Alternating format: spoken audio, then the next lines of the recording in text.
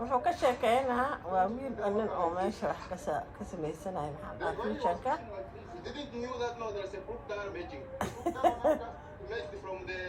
xagga iga qaninuu leelugteeda ku dhegay meesha gadaasheeda ku dhegay kulli waxaa waaye markaas iska xigi ka waranay waa ka foqa saasa ugu baqaayu leeyahay keligiisu imaan jira marka dadka imaadaan waxa marka waa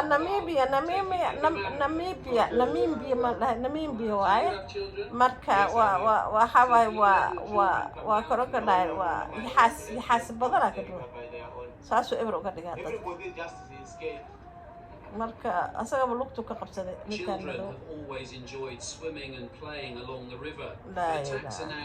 ilmaha dabaalanayaan kadibna waxaa waaye meeshu ka qabsadaa uu cunaa eber ka siiya meesha maxaa ku jiro haddee bahalkii one of the world's leading crocodile experts. When many crocodile species were on the brink of extinction in the 1970s, Ron helped lead the campaign to save them.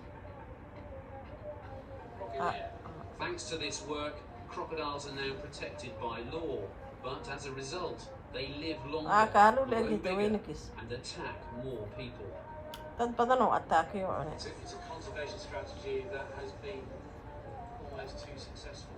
Yeah, it gives any one of us who have been working on this kind of thing a sense of responsibility that the croc's coming back so fast that people haven't learned to adjust with it. And this is what we've got to deal with now, fast. Ron's going to give me an insight into what makes these crocs so dangerous. Wow, that is beauty. These guys are obviously very used to people.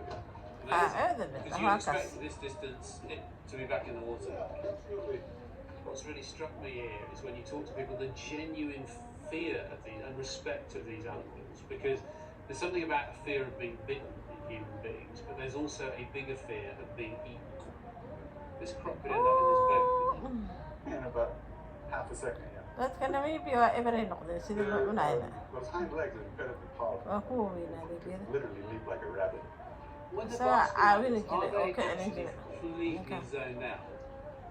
Oh yeah, he's very tuned in. In fact, let's just see if he's listening. To test the croc's response, Ron mimics an alarm call. Day suu afka saar. Day markay. Wuu af yaqaana. Dadku ka reeba. He was listening. Wuu dhaha waa soo orda. On the other side of the river, we approach Kalala village.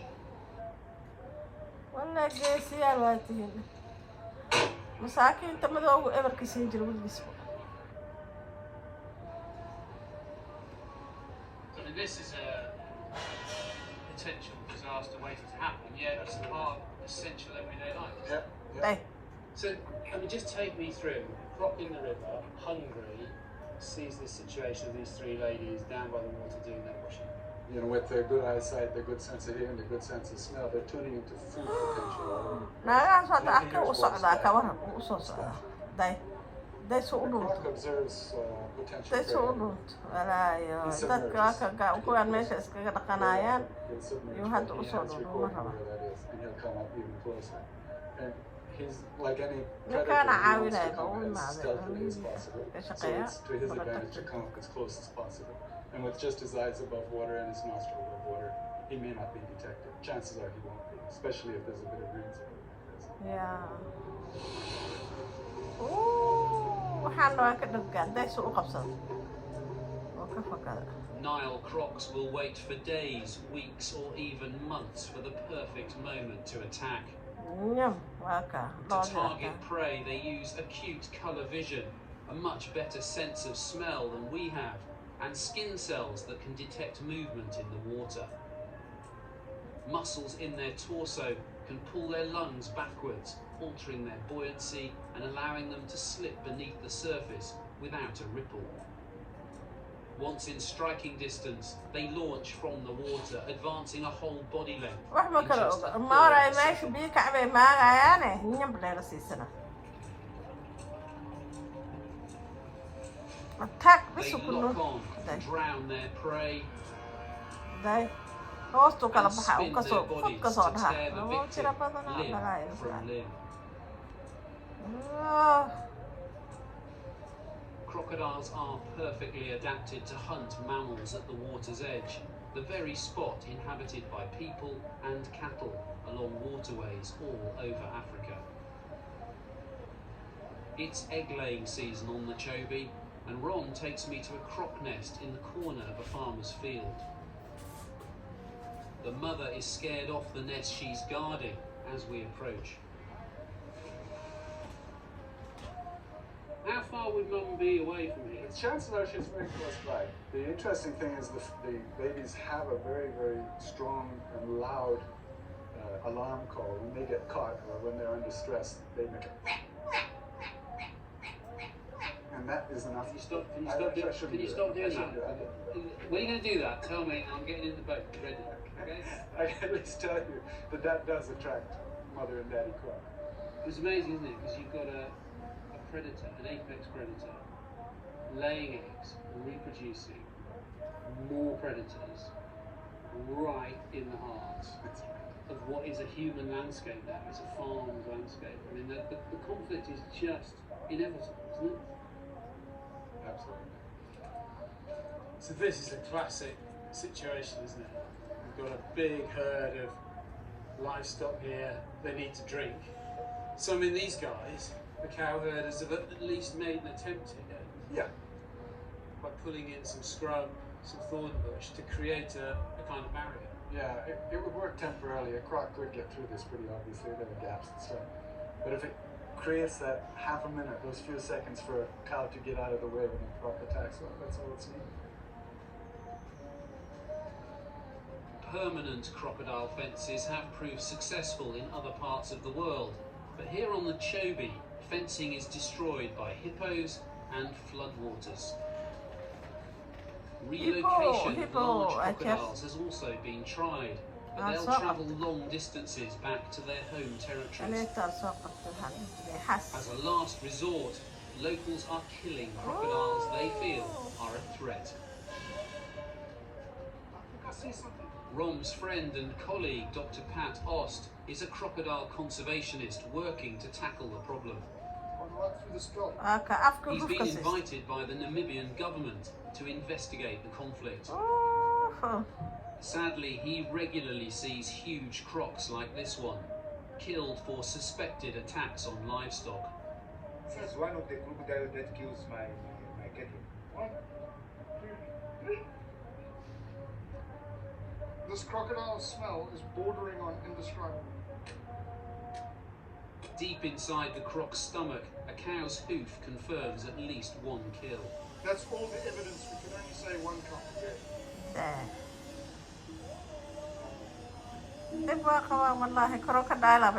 I catch up with Pat at a local village meeting.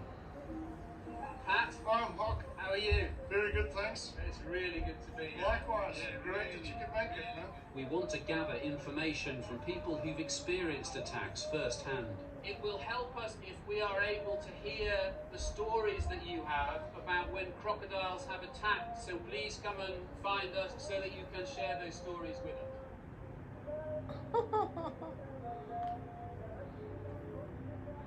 I'm told about a small boy who was snatched by a huge man-eater 4 years ago. I went to meet his father. Ovens, tell me about what happened to your son. Was 8 years old. Big crocodile caught him. Maybe it was roughly 5 meters. They were 8 feet. When they were crossing, there's a channel where they cross. Then immediately when it was second to the last, then it caught him. So were they walking across the stream? Yeah, they So were. how deep was You it? know, the water is not deep. It's half a meter. Ini So koros they used to kre cross ale that pebe channel. tano Every hawai person mata is the suruh. way they used to cross. So it was a regular La crossing ilaha used every day by illallah. people. Yes, they use the every day. dhibaatay leedahay waxaa la The gudbaayo oo suspected oo killer wax was kastaba caught aad la and kulmaysid the oo contents of its khatar stomach kasta aad la kulmaysid examined. oo badda They dhinaca saw webiga dhinacan dhinaceeda ka loogu gudbaayo soomaaliyaba waa jirtaa saas waa it was there, the skull was there, but we saw also namibia waa you know, namibia the leg from the cattle as well. Also, we saw like a crawlers inside. We later on we came home, we took those one wet, then we buried those things over there. That's what they happened this weekend.